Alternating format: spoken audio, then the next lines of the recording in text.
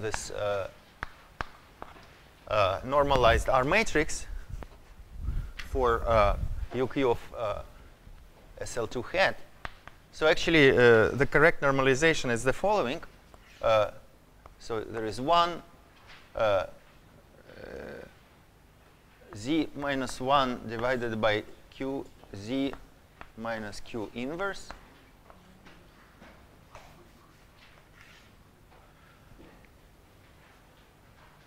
z minus 1 over qz minus q inverse 1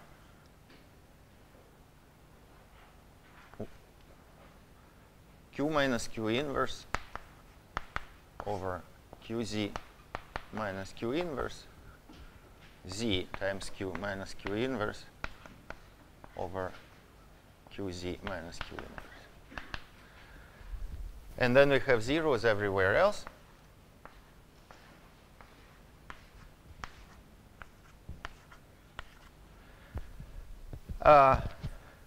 And so, and there is an analogous formula for SLN.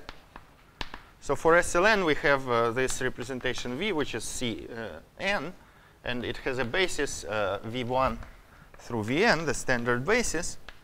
And then, so there is this middle block.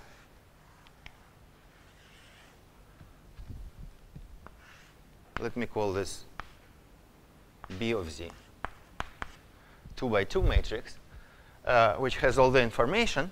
And then, if you take R bar acts by 1 on Vi tensor with Vi, and then it acts by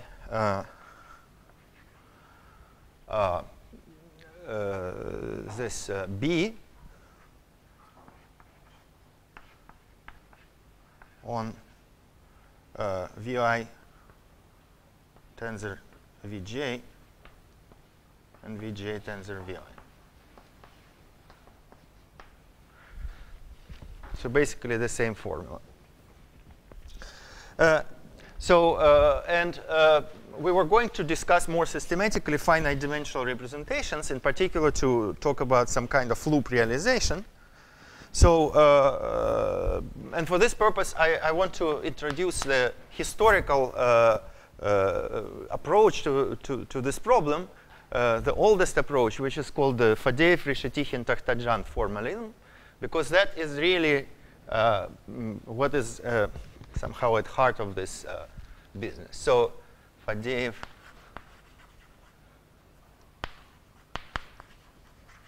Reshetikhin Takhtajan formalism.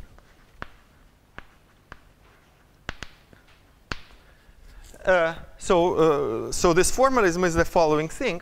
So so you have this representation V, and what you do is you define the T matrix. So T of Z, it's a matrix depending on Z. And this is identity tensored with the representation map of V of Z applied to the universal R matrix. So basically what we do is we evaluate into this representation V of Z. So this is for SLN. You can develop it for other Lie algebras, for classical Lie algebras, and recently it was much better understood what it looks like for much more general Lie algebras. But I'm going to restrict myself to SLN. So I evaluate this pi on the second component of R, and the first component remains intact. So where does this lie? So this lies in, maybe actually I want to do it the other way. Let me do it this way. Pi V of Z tensored with identity of R of Z. And this lies in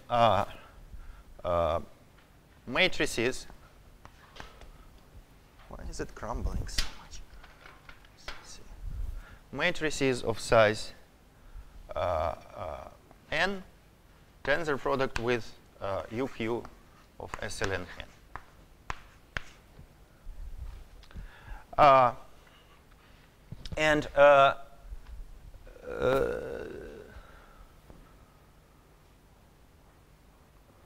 And then this thing satisfies the following equation. So R12. So I'm going to write. I'm going to call this R rather than R bar, just for shortness. So R12 of Z over U or W times T1 of Z times T2 of W equals to T2 of W times T1 of Z times R12 of Z over W. So first of all, what does it mean? So you can you can think about this T as an element of this tensor product, or you can simply think of this T as a matrix of functions of Z which take values in this algebra. So what does this mean? By this I really mean, so T1 really means T1, 3 of Z. So this means that I put the first component of this thing into 1, but the second component lying in here is in 3.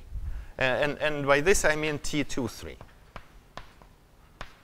And then it's you see that this is simply the quantum Yang-Baxter equation with spectral parameter for the universal R matrix evaluated in V of Z tensored with V of W in the first two components. So then quantum Yang-Baxter equation for the universal R matrix evaluated in V of Z tensored V of W in the first two components.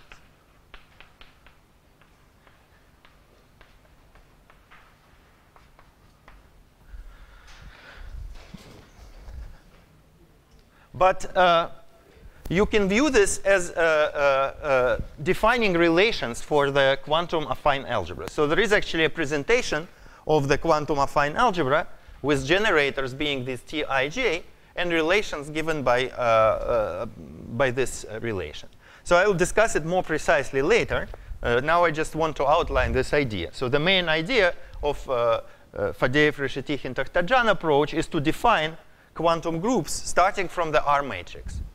So if you have the solution of Yang-Baxter equation in the n-dimensional representation, such as this one, you can define some kind of quantum group just starting from that R matrix. So that's how it historically came. And it is interesting that in modern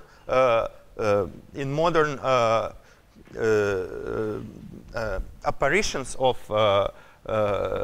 quantum affine algebras in enumerative geometry, which I guess Andrei was talking about, actually quantum groups appear more or less in the same way. There is R matrix, which is the most basic object, and then they appear out of that R matrix. But now let me talk about the main thing that I wanted to talk about, which is the so how to talk about loop realizations. I think I just call it the T matrix. I don't know. The L operator. No, the L operator is. I will also use L operators, but when which is slightly different. Huh?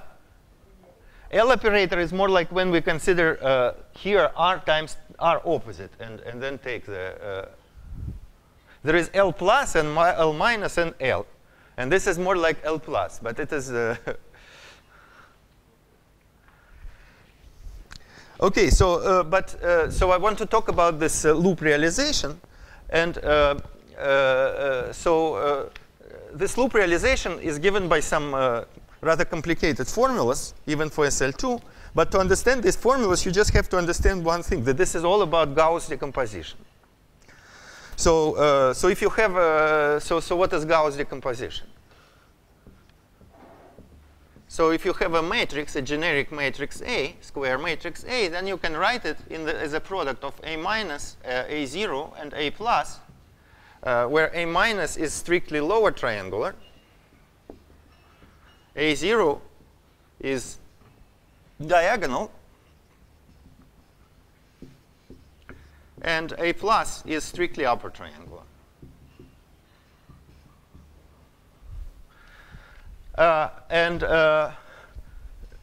T is a matrix also. It's a matrix in a non-commutative ring. I mean, this is true, by the way, not just for matrices over a field or a commutative ring. It's also true for matrices over non-commutative rings. As long as the corner determinants are not 0, you can actually do this, and the corner determinants will be just the products of these A's. And you can do it over a non-commutative ring as well. And in particular, you could do it over this algebra. So, so there you have to be careful because some division might be required, but it all works out here because this lies actually in the positive half of negative half of this algebra. So, so you can also write T this way. So you can write T equals to T minus T0 times T plus. And then, yeah, maybe I should say that classically, if we had Q equals to 1, what this is exactly the loop of, this is the mapping from C star to the Lie group, to the group GLN or SLN. So this is literally the function T of Z, which attaches to a complex number, a matrix. But in so we're just quantizing that kind of obvious map. And so you're writing this way. Everything depends on Z, of course. And then and they're going to be like this. And in particular, T0 is going to be have the following form: T11 of Z, TNN 0 of Z.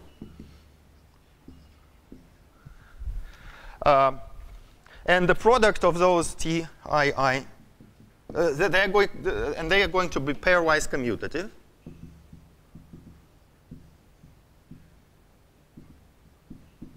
So this is not completely obvious, but it can be checked that these things are pairwise commutative.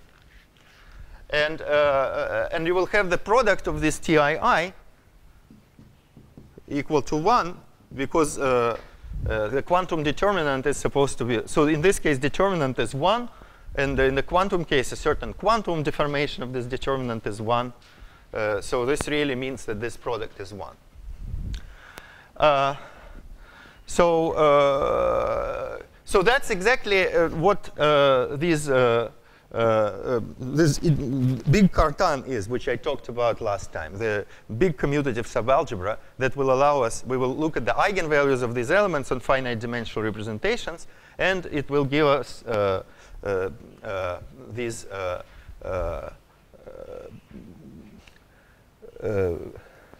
so this will we will look at the eigenvalues of these elements on the highest weight vector, and this will give us a good theory of highest weight.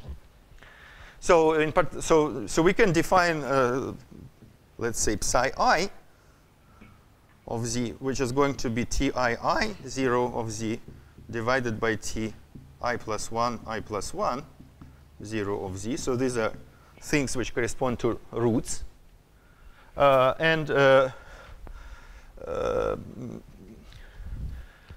the way, I should say that this is a power series in Z. So it's a power series in positive direction. And then we can look at how it acts. So T plus acting on the highest weight. So if you have a finite dimensional representation, so let's say W is a finite dimensional representation, then it has some, let's say, irreducible. Then it has some vector W in W. is the highest weight vector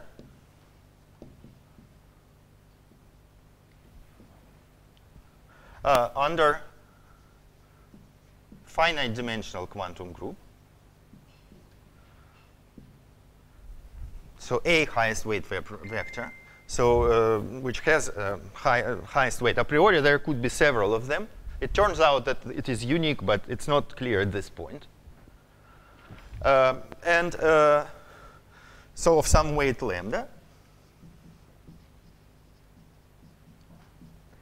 And then it is clear that T plus acting on this vector, which means I act by every matrix entry on this vector. This is just well. So I can write, let's say, T plus is once here, and then here there is going to be Tij plus, which are only defined when I is less than j. So Tij plus times this vector is 0. Simply for weight reasons, because we do not have these things are going to have higher weight with respect to the finite dimensional algebra, UQ of SLN. And then we can choose W to be an eigenvector of these psi I. Because the psi i's are commutative, pairwise commutative, and they act on a finite dimensional space of highest weight vectors. So we have these all highest weight vectors span a finite dimensional space. And we have an action of some commuting operators there which preserve the UQ of SLN weight, because these psi's are of weight 0 with respect to SLN. They are on the diagonal. And so this means that we can choose it to be an eigenvector of this thing. And then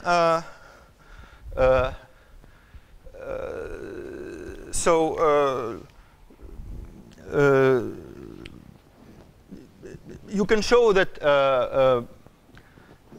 our algebra is essentially generated by these T plus, T0, and T minus. And so everything will be obtained from this vector by the action of T minus. And so this highest weight vector will be unique. Well, I'm cheating a little bit, because that's literally true for Youngians, which I will introduce soon. But for quantum affine algebra, this is only half of it, because we only took R matrix here, and a second component of the R matrix lies in the negative part of quantum affine algebra. But it turns out that when you consider finite dimensional irreducible representations, then the they actually remain irreducible when you restrict to the negative part. So it doesn't matter whether you consider representations of the whole thing or only of the negative part. So you will have the same kind of story. So you will have a highest weight vector, which will be unique. And all the other vectors, eigenvectors of, let's say, Cartan, the torus in this finite dimensional quantum group, are going to be lower. And so this gives us a good theory of highest weight. In particular, we might ask, what kind of weights can we get? And there is a theorem of Drinfeld, which says the following. I should say that you can write down relations. So you can use as generators of this algebra, you can use as generators those psi I, and also T I plus 1 plus, and T I minus 1 minus, or I plus 1 I minus. You can use it as the generators. Well, to be honest, it is only half of the generators, because again, we are only considering negative part. You have to add also the positive part. And you can write relations for them. And this is exactly this loop realization. But the formulas are rather complicated, and it won't be helpful if I write them right now. I will write these formulas for the Youngian where they look a little bit simpler.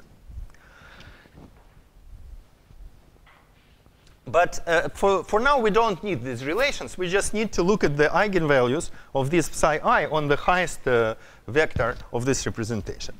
And there is a theorem, and I should say that this procedure can be done even though this Fadeev-Reshetykhin-Takhtajan construction is more complicated for other types. But actually, this whole story can be told in any type of finite dimensional Lie algebras. And these generators make perfect sense, and also loop realization makes perfect sense. You can actually write it down explicitly in terms of the roots and weights. I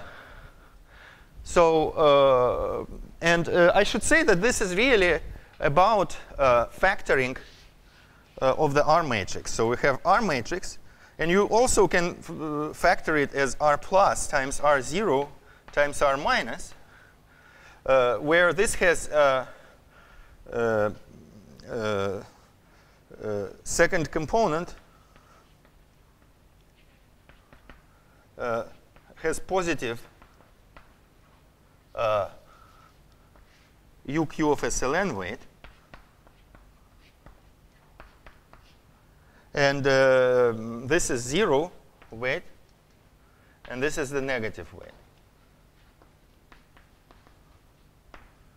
So the picture was the following. So I said that R matrix, so remember we had this picture with dots, 3 lines of dots in the SL2 case.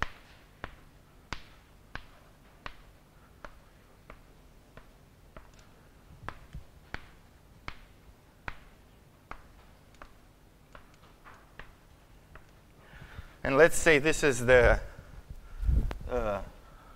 Cartan subalgebra lives here. So then we had this positive part was this. And then the negative part was this. And then, our matrix has a second component is in the negative part. And this thing is simply the following factorization. So R plus is this. And then R0 is this. And then R minus is this.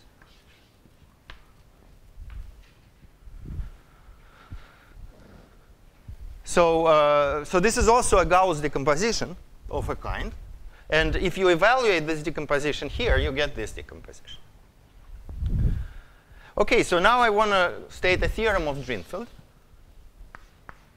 in this case of GLN, but it generalizes to arbitrary type. And it says that there exists so to state this theorem, let's say we have a finite dimensional representation with highest weight vector W, and we have this psi I of Z acting on this vector equals to some series, let me call it di of Z, acting on this vector.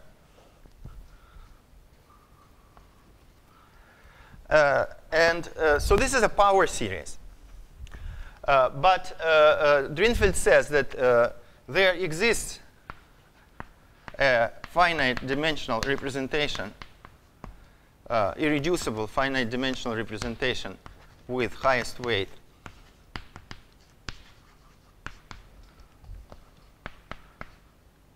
di. So this is a collection of power series, if and only if di of Z is equal to pi of ZQ squared over pi of Z for some polynomials pi with constant term 1.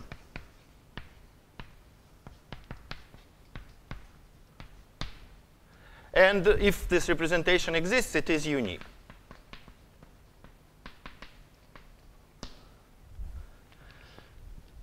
So this shows that representations are parameterized by tuples of such polynomials, which means that in other words, by subsets, by n-1 subsets with multiplicities in C star. So may I erase this, Andrei? May I erase meaning of life? Can I erase?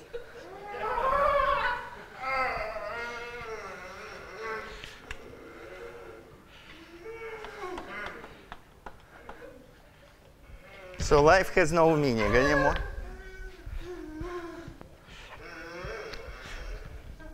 Yeah, and so finite dimensional irreducible representations are parameterized by n-1 tuples of subsets of C star with multiplicities.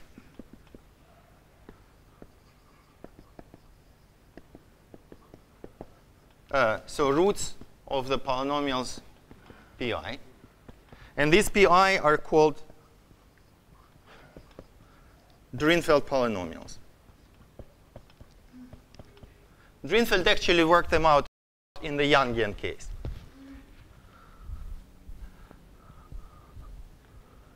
OK, any questions up to this point?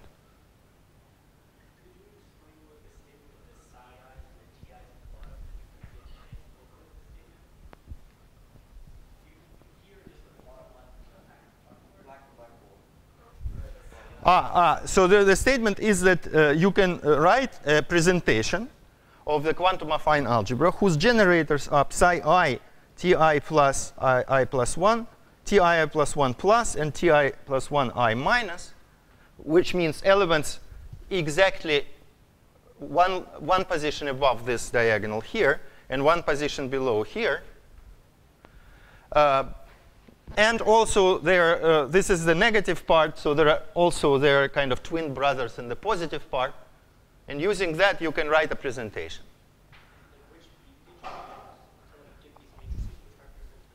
So for GLN, I use the n-dimensional representations. In general, you should not use a representation, but or you can use some other representation. But you can define some generators and write down explicit relations, and this will be isomorphic to the quantum affine algebra. These relations, it won't be helpful if I write them. They are kind of big. So this is the meaning of this Picture? picture? What is the meaning? Well, so the meaning is the following, that consider, so there is a formula due to Horoshkin and Tolstoy for the universal R matrix, which writes it basically as a product. So we had a formula for SL2. And then you can write it as a product. So if you have a finite dimensional Lie algebra, then you can write it as a product over all roots of these R matrices for SL2.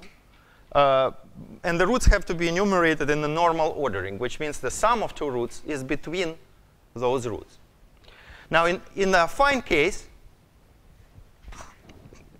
you should also include imaginary roots, for which the formula for SL2 does not apply, but there is a separate formula, which really encompasses all these T0 things.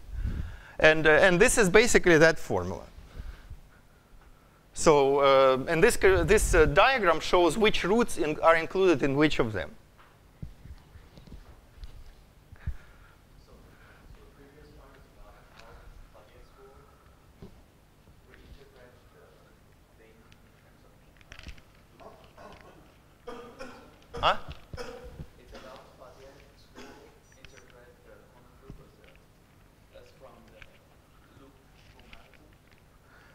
Yes, essentially. So basically, it was already present. This is what Andrei pointed out yesterday, that basically this approach was already present in the old papers of Fadeev, Reshetykhin, Takhtajan. If you take the Gauss decomposition of the R matrix, and that actually also has a deep geometric meaning, this procedure, in terms of these stable envelopes that I don't know. Did you mention? What? Okay, yeah. So this corresponds to the notion of stable envelope in K-theory of Quiver varieties. So these T plus and T minus correspond to those stable envelopes.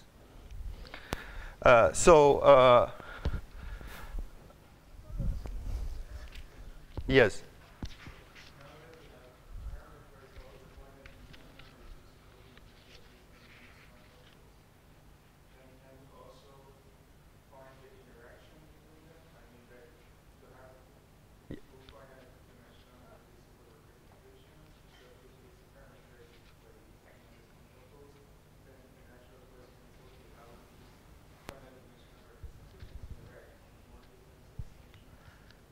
Well, so homomorphisms, of course, they are all pairwise non-isomorphic. They're irreducible, so there won't be any homomorphisms. Extensions is kind of a more complicated question, so let me not go into that.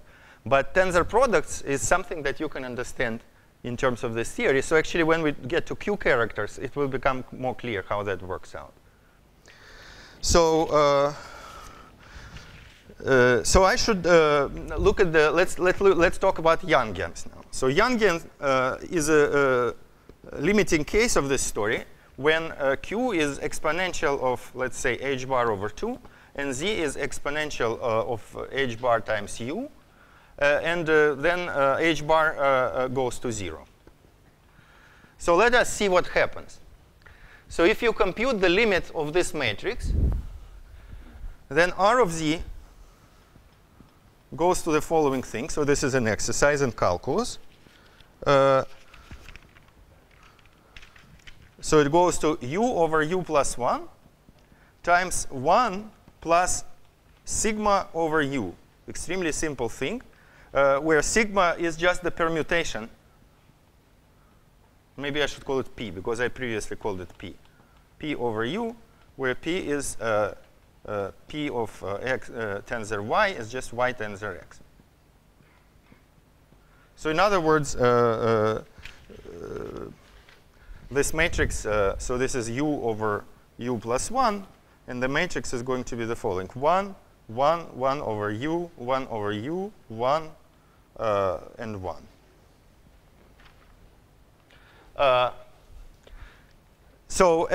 This factor isn't important because if you write this Fadeev-Reshetykhin-Takhtajan relation, RTT equals to TR, then the scalar factor of the R matrix doesn't matter. It cancels. And so, the FRT relation in this limit looks like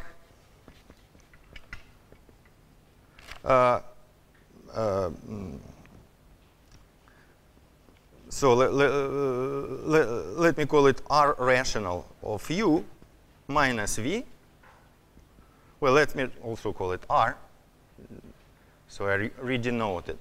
R of U minus V, T1, 2, T1 of U, T2 of V equals to T2 of V, T1 of U, R1, 2 of U minus V. And where R of U here is just this extremely simple expression, 1 plus P over U, which is called Young's R matrix. So this is what arose in old work by physicist Young, and that's why it's called Young's R matrix, and that's why the corresponding algebra that I will now define was called Yangian by Drinfeld. So a very nice exercise is to show that this thing satisfies the quantum Young-Baxter equation with spectral parameter. This is the simplest possible solution of that equation, which is interesting. Of course, there is a solution R equals to 1, but it is not very interesting. OK, and so in fact, you can define this. So I told you that you can use this Fadeev-Reshetykhin-Takhtajan equation to give a presentation of the quantum affine algebra. And you can also define Yangian using this. And this, since we didn't have a definition of the Yangian for SLN, we are going to define it now using this thing. So here is the definition. So let me write the definition.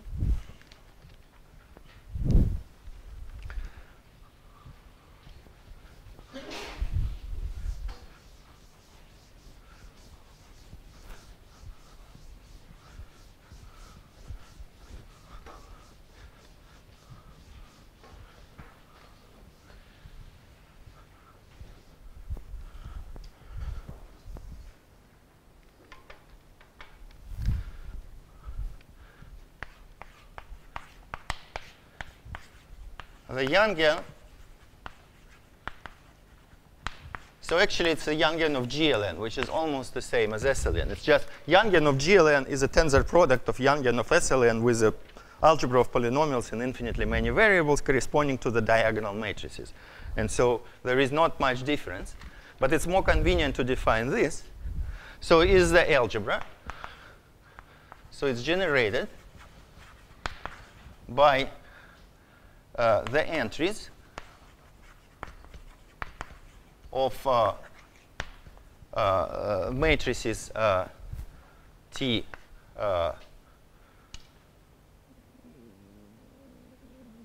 K, when K equals 0, 1, 2, and so on.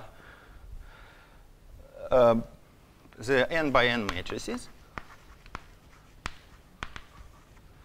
So we have, for each k, we have n squared generators. So there are infinitely many generators with the following relations. So we take T of u to be 1 plus the summation from n equals 0 to infinity T n. So let me call it Tk times u minus n minus 1. So this is a power series in U inverse, which is a generating function of these T's. And the relations are the following. So to write the relations, I will use this generating function. And the relations look like this. R of U minus V, where R is the Young matrix, T1 of U times T2 of V equals to T2 of V times T1 of U times R 1, 2 of U minus V. And so you might ask me where this belongs, because so what space does it belong to? Well, I can say, let's say it's in 1 over U minus V times formal series in U inverse and V inverse.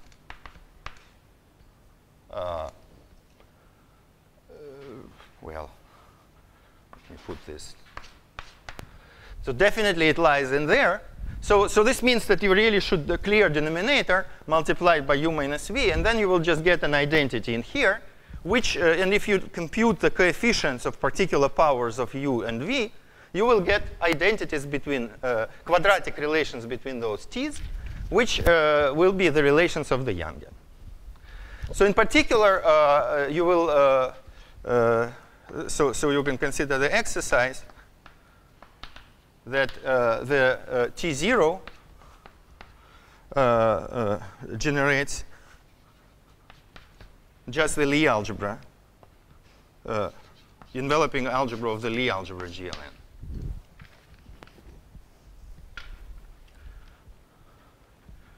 So these relations are quadratic, but they are not homogeneous, because we have this 1 here.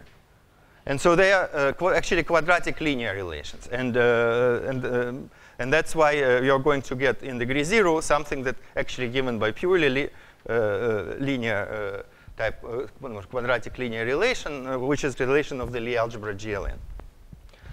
So namely the Tij 0 are simply Eij, the usual generators of GLN. So enveloping algebra of GLN, so the Yangian is denoted by Y of GLN, and enveloping algebra sits inside the Yangian.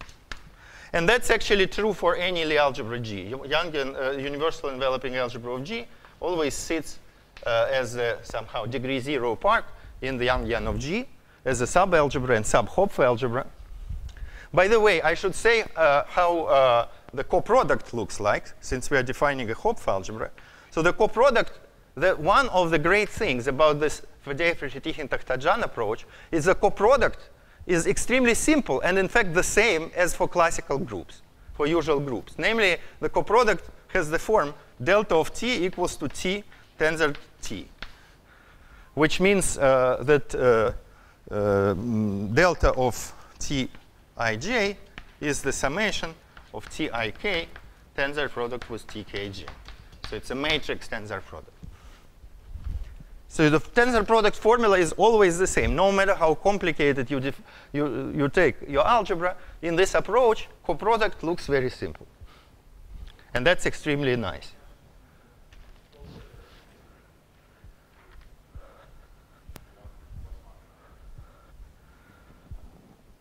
What? 1 over this? I removed this this factor because it's immaterial.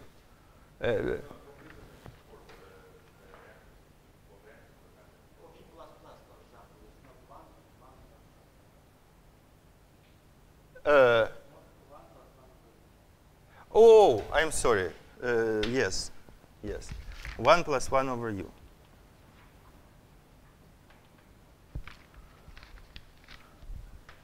But now it's right. Yeah, OK. Any questions?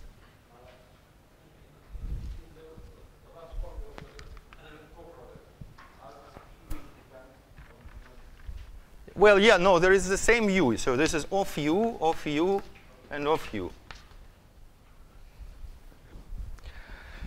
OK, so so this is the Yangian. And then, if you want to define the Yangian of SLN, then you need a condition that the quantum determinant of T is 1. And quantum determinant is a certain deformation of the usual determinant. So let me just give an example in the 2×2 case. So determinant, quantum determinant of, it's a central element. So quantum determinant of T11, T12, T21, T22 of U is the following. T11 of U times T22 of U plus 1 minus T12 of U times T21 of U plus 1. So the only difference from the usual formula is that you shift the U in the second factor. And what does it mean I shift U? So the map from U to U plus 1 makes sense over formal series in U inverse. Because so if you have U plus 1 inverse, then this can be written as U inverse times 1 plus U inverse. So this is U inverse minus U to the minus 2 plus U to the minus 3, and so on. So this is an automorphism of formal series in U inverse.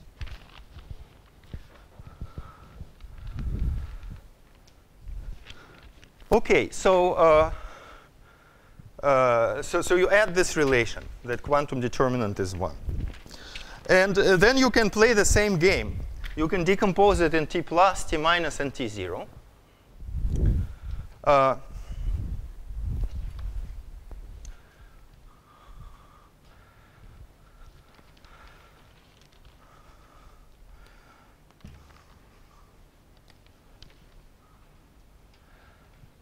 So you can still play the same game.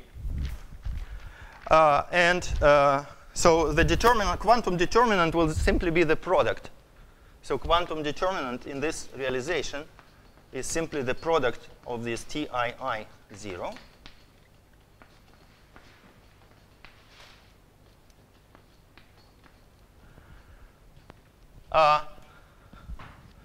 And they are still pairwise commutative. And then you can have this series. So let me call it, in this case, I'm going to call it hi of z. And in this case, it's going to be everything because we do not have negative part. So, so let me consider the example of SL2 hat. So in this case, we have h of z, which is t11 0 of z divided by of t22 0 of z. And then we have also t plus is equal to 1 x plus 0, and t minus equals to 1 x minus 1 0. So we have three series: h of z, x plus of z, and x minus of z. And then their coefficients are hn, xn, and plus and xn minus. So in other words,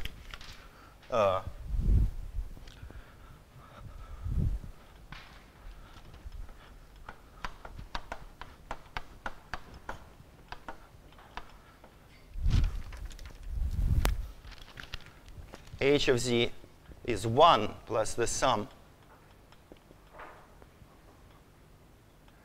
of hn u to the minus n minus 1, h of u. X plus of u is, this is for n greater or equal to 0. Sum n greater or equal to 0, x plus n, u minus n minus 1. X minus of u is the sum from n greater or equal to 0, x n minus u minus n minus 1. And then there are the following relations, which I can write explicitly for you, just for you to get a feel what they look like. So the relations that result from this single relation here, this is the simplest case, but they already look somewhat complicated. So hxk with hl commutes. Well, that's fine. Then h0 with x plus minus of k equals to plus minus 2x k plus minus. So this is the fact that h0, x0 plus and x0 minus generate the SL2, the copy of SL2, which is this copy. But then there goes this relation. xk plus commutes with l and l minus, and this gives you ahk plus l. And then hk plus 1 with xl plus minus equals to minus hk xl plus 1 plus minus equals to plus minus hk xl plus minus plus xl plus minus hk. And then xk plus 1 plus minus commutes with xl plus minus minus xk plus minus xl plus 1 plus minus equals to plus minus xk plus minus xl plus minus plus xl plus minus xk plus minus. OK, that's it. So I already find it hard to remember these relations. And for quantum affine algebra, that gets worse. It gets more complicated. And also, this is only SL2. If you have an arbitrary Lie algebra, you will also have such relations for every I. So you're going to have, in general,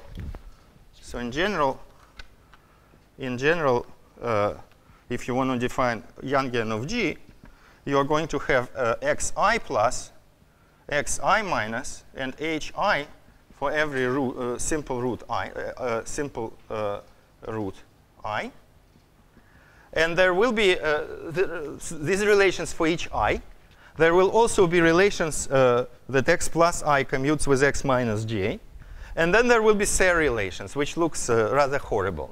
But they are simply similar to usual Serre relations, except they have always indices. Yes? Right, so I find it much easier to remember this equation.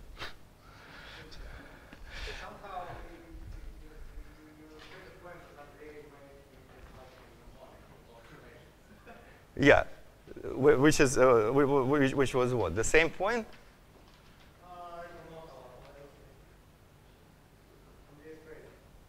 Yeah, but I completely, so actually in geometry, Youngians arise more or less in this way also. And so that's really how you should think about them. And these relations, okay, you can work with them, and they're actually very nice if you work with them, but they're really obtained from something like this. Okay, and then actually, so this is another definition. So this is another presentation of the Youngian.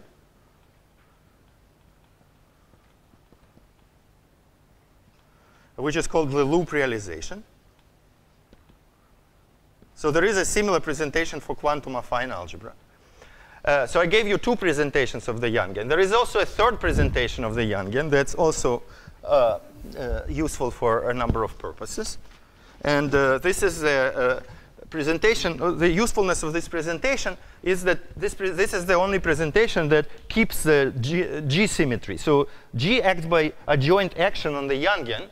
And the presentation I will explain now, or maybe indicate now, is the only one that doesn't break that symmetry. Because the presentations that we did, okay, so I guess this also doesn't break the symmetry. But this one does. And for arbitrary Lie algebra, this presentation becomes kind of cumbersome. So the presentation that doesn't break the symmetry is the following. So if you have, so the Youngian has a Youngian is a quantization of the enveloping algebra of G of t. So there is a certain co-Poisson-Hopf structure that this deforms, which I explained before. So there is a classical R matrix, which is omega divided by z, the Young's R matrix, classical R matrix, which I told about before. And if you quantize it, you get the Youngian. So this simply means that if you take associated graded of the Youngian with respect to the filtration defined by this grading here, Tk, then there is a filtration induced by this k. And if you take associated graded, you obtain enveloping algebra of G of t. So to define a presentation of the Youngian, we can start with a presentation of the Lie algebra G of t, and then try to deform it.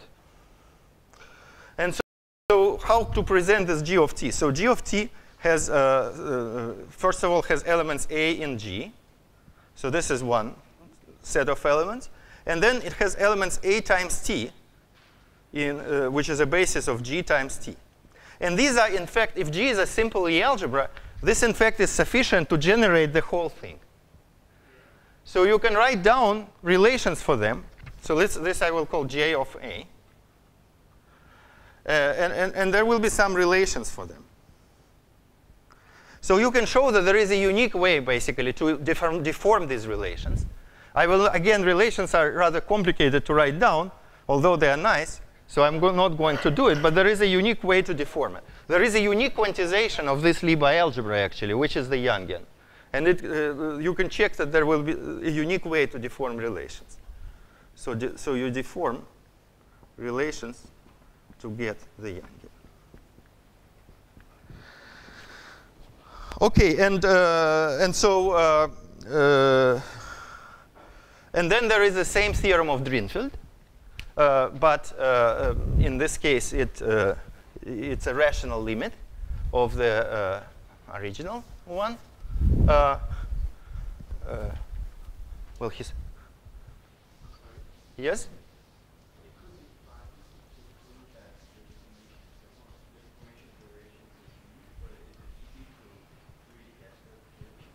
Not so easy, actually. Well, I mean, the best way to guess them is to compute, to try to prove that they are unique, and then you will discover them. That's probably what Drinfeld did, I think.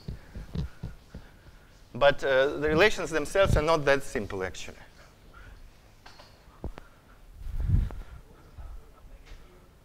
Oh, this is the Casimir tensor of G. So this is omega. It's the inverse to the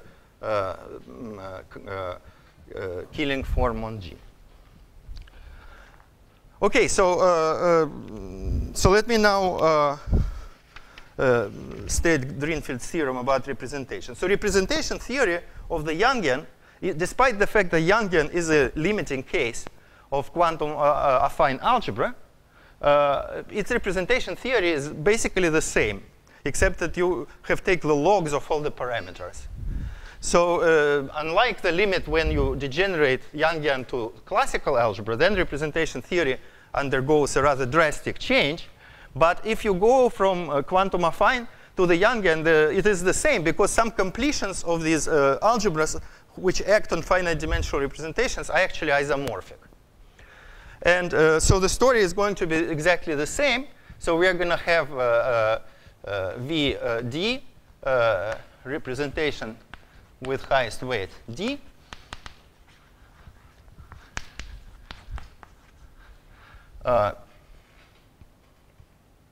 Which is a collection of series DI. So this means that this HI of U times W equals to DI of U times W.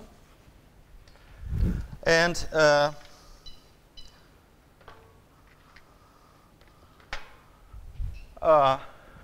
the proposition is that there exists a finite dimensional representation, which is unique in this case, if and only if these series DI of U, which are series in U inverse really, are of the form Pi of U plus 1 divided by Pi of U, where Pi is a monic polynomial.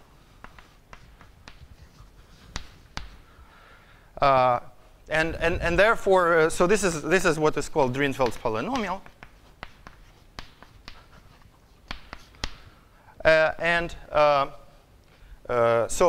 Again, representations are parametrized by tuples of such polynomials, or if you like, you can consider their roots, and then they will be parametrized by tuples of subsets of C with multiplicities. So it is the same story, except that we went to logs of all the variables. So Z is exponential of U, and Q is exponential of H bar. Z is exponential of H bar U, and Q is exponential of H bar. How does this classification generalize to any curves instead of just some stuff? No, you don't have, there is no such theory for curves. Well, I mean, there is, but not for all curves. You have to, for elliptic curves, there is a theory. For elliptic curves. There will be a similar story. In this case, this Pi will have to be some kind of theta functions. But in any case, so now I finally get to Q characters. So that's the last topic I will consider, Q characters. And these Q characters are limits of the QQ characters that Nikita defined, and also QT characters that Nakajima defined a long time ago. Although I asked Nikita whether QT characters are the same as QQ characters, and he says no, but they are related, but QQ characters are better. Okay, but in any case, so what are Q characters, which are limits of both of these? So the idea is the following. So we don't have, in classical theory of compact Lie groups, we have a good notion of character, which is just the trace of the group element in the representation, and which, if you restrict it to the maximal torus, is a certain polynomial, in double Weyl group invariant Laurent polynomial. And this polynomial determines the irreducible representation. So the K group of your Lie group gets identified with this ring of polynomials, symmetric polynomials. And so if you know the character, you know the representation. Now, for quantum affine algebras and for Youngians, well, for example, if you have Youngian of G, this contains enveloping algebra of G. And you can take, for every representation of Youngian, you can regard it as just a representation of G, and then take its character in the classical Lie theory sense. But that will certainly not determine the representation, because, for example, it doesn't know about the shifts, about the complex numbers. So for Youngian, we still have this symmetry. So we have this tau A of t of u equals to t of u plus a. And so we have representations like v, tz. So we have these evaluation representations or shifts. So if you have a representation v, then you can shift and get v of z. You also have evaluation homomorphism for SLN, completely parallel to quantum affine algebras. But if you take the character of it just as a G module, you will lose a lot of information. In particular, you lose the information about this number z. So for all z, these things are going to have the same character. So the goal is to define a theory of characters which will actually keep track of that information, and which will actually give us the notion of character that determines the irreducible representation. And we have some idea where it should start, because we have these Drinfeld polynomials which are highest weights. And so, so this was done by Edward Frenkel and Nikolai Reshetikhin in the mid-90s. And what you do is the following. So let me explain it in the case of SL2 for Youngian of SL2. But it works for any finite dimensional simple Lie algebra. So, we have looked so far only at the highest weight of a representation. And highest weight has this form, according to the theorem of Drinfeld. You can also look at the, but this is, we have the action of this, of these elements hi. So how do hi act on the whole representation?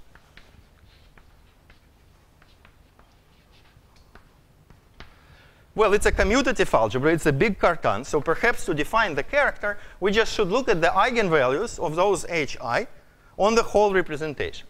Maybe they are not semi-simple, but at least they have generalized eigenbases. So have generalized eigenbases.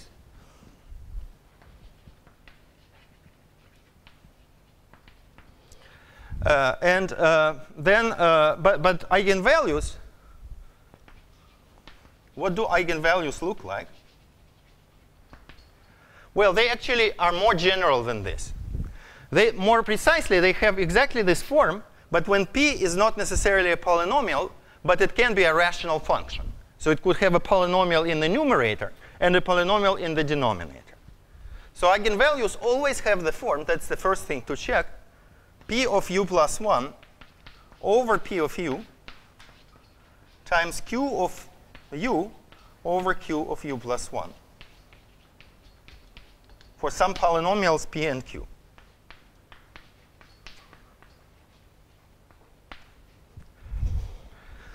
And then to record this information, we are going to write the following thing. So suppose that this p of u over q of u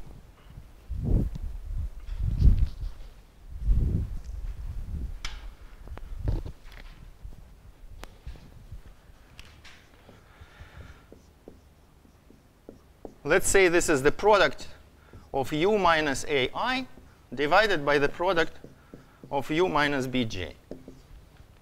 And then to this thing, we will attach a monomial. So we will have some variables y sub a, where a is in C. And we will attach to it a monomial ya1, ya, let's say this from I equals 1 to n, and this is from I equals 1 to m.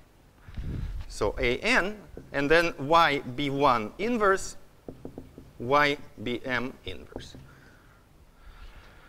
So these are some variables, and then we are going to attach to it this monomial. And this is a robust procedure because, for example, if we wrote it not in lowest term and there was the same factor here and here, there would be the same y appearing with plus and minus 1 power, and it will cancel.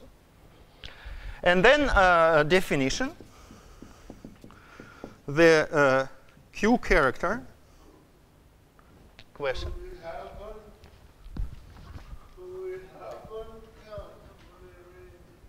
That's right. We have uncountably many variables. That's correct. But actually,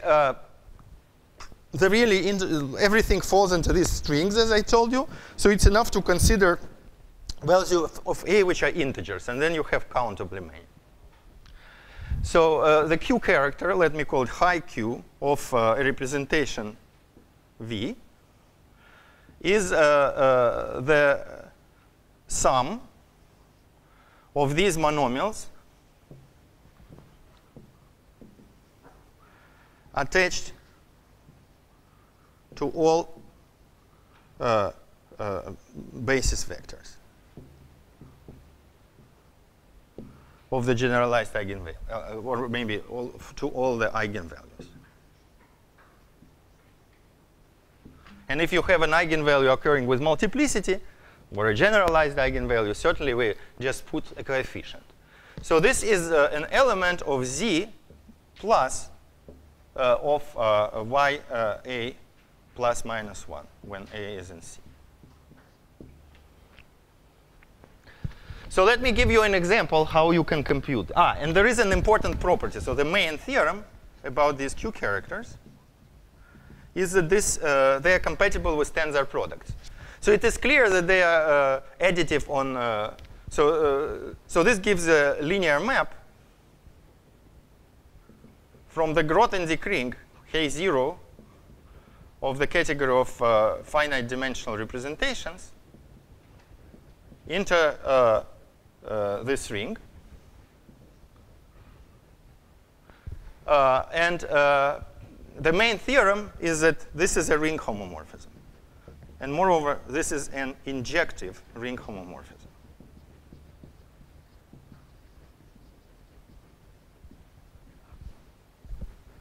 And so in particular, this implies all kinds of things. For example, it implies that K0 of representations of y is an integral domain, which is not completely obvious from the start. So in other words, this says that the character of a tensor product of two representations is the character of V times the character of W. So let us do some computations to conclude and compute the characters for representations of the Yangian of SL2. So any questions about this definition?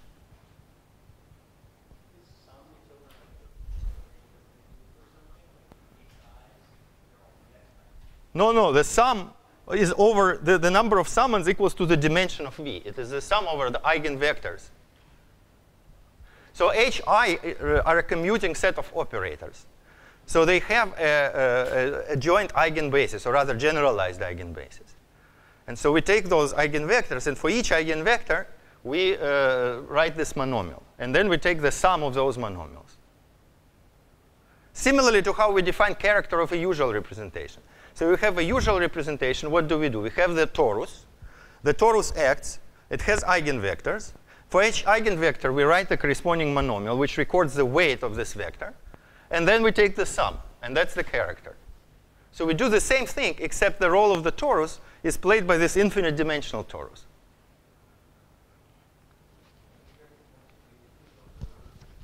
Yeah, of course, if you have a repeated eigenvalue or multiplicity of the weights, you will have you could have a term such as 2ya or something like that. But it's always a positive integer. Other questions?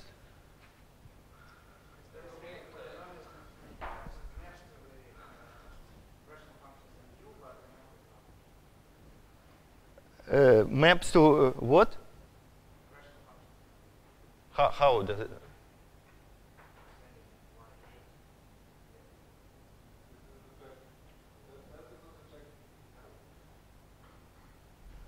Yeah. Yes. It's,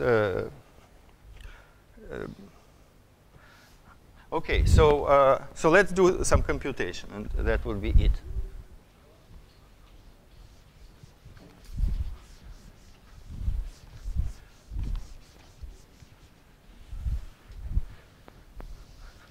Yeah, it certainly maps back to the ring of polynomial functions in U, but the map is not injective, so it's not.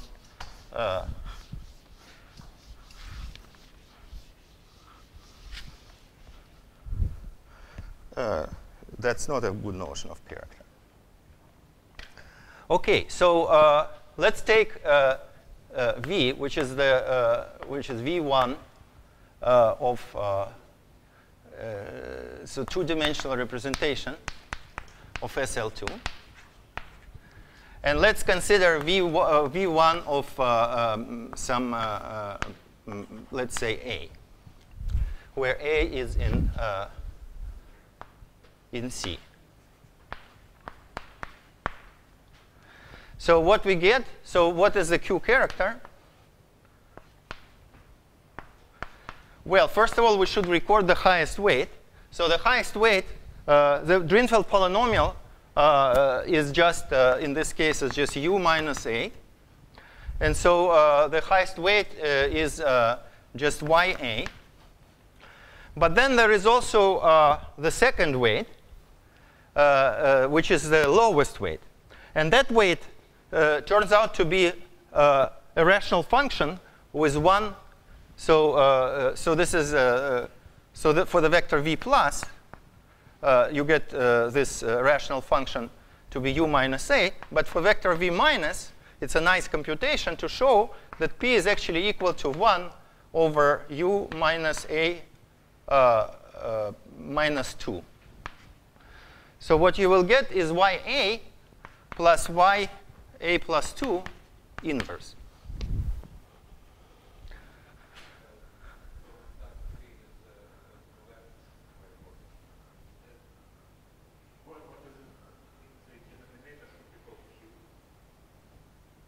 No. So P over Q. So let me write it this way. Okay. So now let us consider the tensor product of representations V1 of A and V1 of B. And so the character of that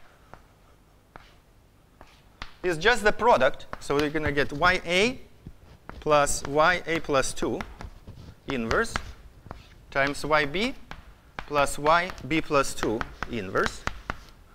And so this is going to be the following. YA, YB plus YA plus 2 inverse YB plus YA YB plus 2 inverse plus YA plus 2 inverse YB plus 2 inverse. Yeah.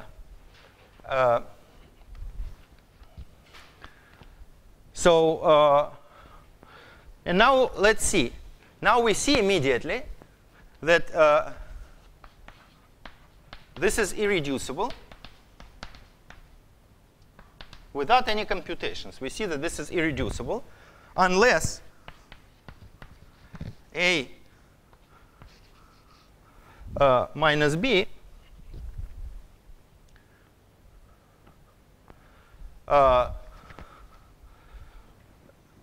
unless A minus B is a plus 2 or minus 2. Because so if A minus B is not equal to plus or minus 2, then there is no cancellations here. And because of that, there is only one monomial which only has positive degrees of y. That's the highest weight. So that means you can't possibly have any splitting in the Grothendieck ring into sum of 2 or more pieces. Because each of those pieces will have to come with a monomial that has only positive powers of y. So only one monomial with positive powers of y. And this is really the mechanism how these Q characters work. This is a very simple way to study these representations. But if what happens when a minus b, for example, equals to 2, so so this means that a equals to b plus 2, then what happens is this monomial becomes equals to 1. So then 1 is also a highest weight monomial of the trivial representation. And in fact, we know that that happens, that it does fall apart into 3-dimensional and 1-dimensional, even though the extension is non-trivial. But of course, characters are not going to fill the extension. So we see that so in all the cases, except those when we know that the tensor product is reducible, this argument proves in one line that it is actually irreducible. But also we get from this the Q character of the 3-dimensional representation. So recall that representation, so if I take, for example, v of 0, and tensor it with v 1 of 2, so this is the dual of v1 of 0, then remember that this has a copy of 1, and this projects into onto the v2 of 1, and the kernel is the trivial representation. So the character of the trivial representation is, of course, just 1. And so that means that the Q character of representation v2 of 1 is going to be what? Well, it's going to be, so we write y0, y2 inverse plus y2. So this is going to be just 1, and then 1, and then y0, y4 inverse, and then y2 inverse, y4 inverse.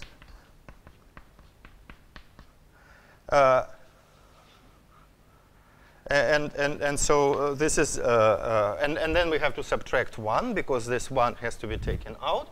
So the 1 happily cancels. And what we get is this. And in particular, this means that if I want to normalize to 0, the Q character of v2 of 0 is equal to y minus 1 times y1 inverse plus y minus 1 y3 inverse. No, y minus 1 y1. Oh, sorry, there is no inverse here. Y minus 1 y1 plus y minus 1 y3 inverse plus y1 inverse y3 inverse. And then you can keep going like that. You can tensor the representation 3-dimensional by 2-dimensional. And for certain value of the, and this will always, you will always see when it is irreducible by seeing it's going to be reducible when you have no cancellations. And when you have cancellation, you can bite off the lower one. And so this will give you a general formula, which is the following. So maybe I should end with this exercise.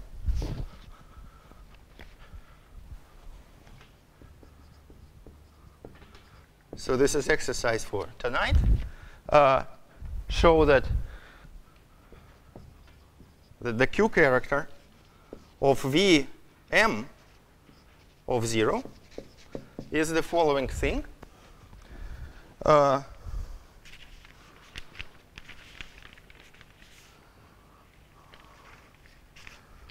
So y minus 1, y1, y3 up to y. So what should it be? We should have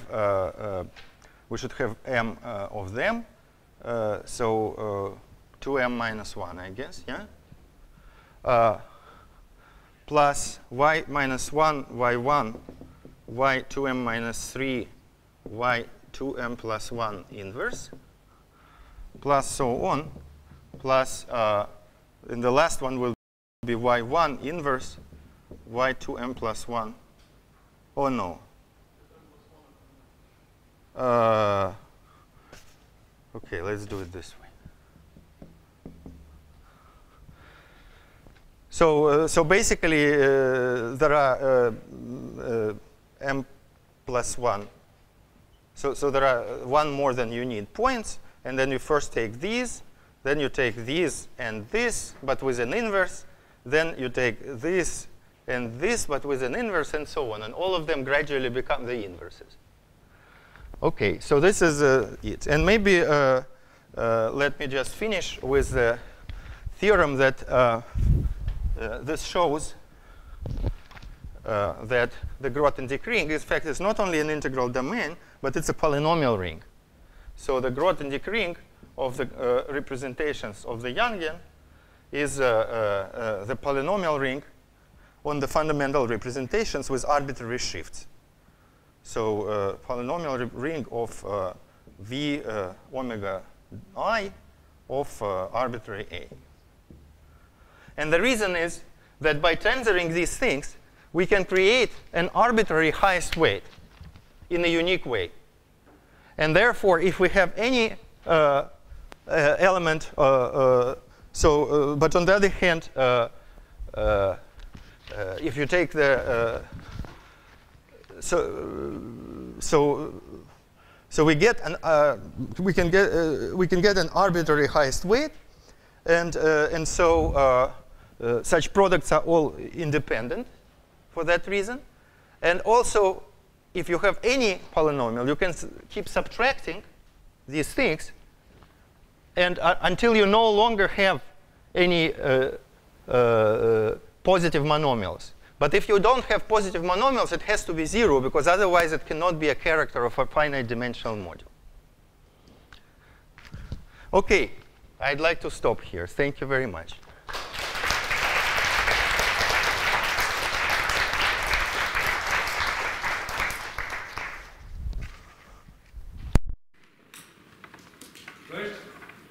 What's the idea of the proof that this key character is a homomorphism from the group? Yeah, well, basically, you have to, it depends on how you define them. So if you do this with Frankel and Reshetikhin, so they do it by taking the transfer matrix and then taking somehow its diagonal part, and then it comes out of the, I mean, it becomes obvious. It becomes very similar to the proof that the usual character is What about injectivity? Injectivity is easy because because all representations have different the highest weight monomials of all so representations are determined by Greenfield polynomials, and which correspond to positive monomials, and all these monomials are different. So this implies that by some triangularity argument that the images are linearly independent.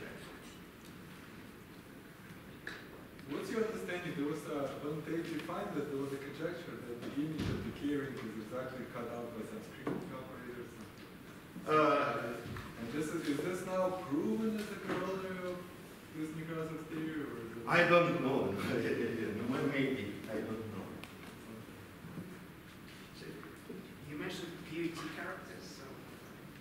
Well, this is Nakajima's deformation. So Q characters are obtained basically when you take Euler characteristic, and QT character is like when you take the whole non-correct polynomial of something. But is there also the theoretical quantum well, maybe there is, but it's more complicated. So I don't, nothing simple as this.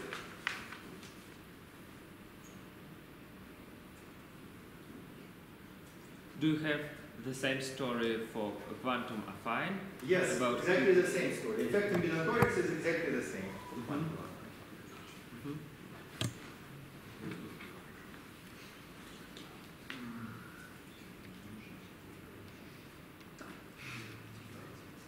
So from this it is easy to derive, for example, the theorem when tensor product of representations of SN2 Yangian is irreducible. So this Charin-Presley theorem. Because it's exactly when you take a product and there is no cancellation. So this condition on strings being in general position is equivalent to saying that when you write this product, there won't be any cancellation, like here, where we had y inverse times y equals to 1.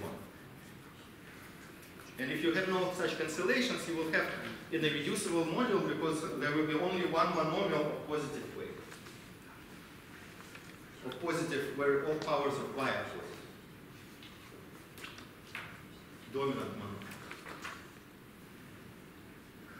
Do any of the representations like I mean, for a representation, can we define a dual power?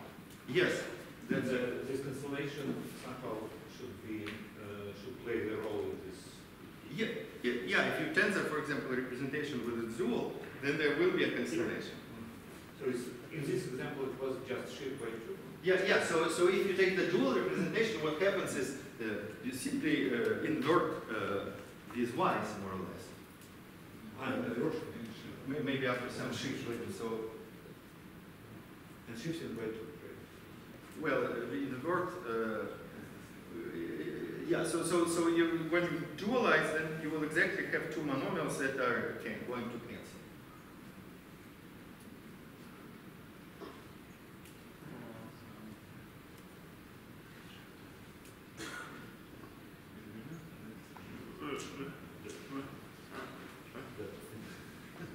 And how do you show that the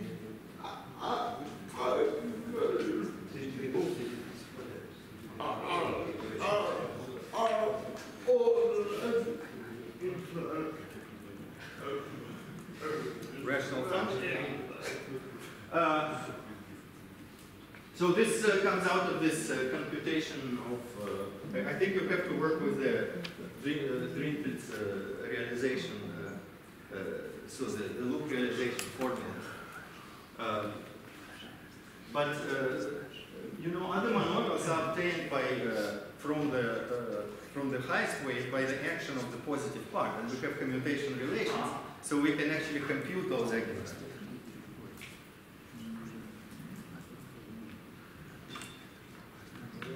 Pasha gave 10 lectures, but this is a big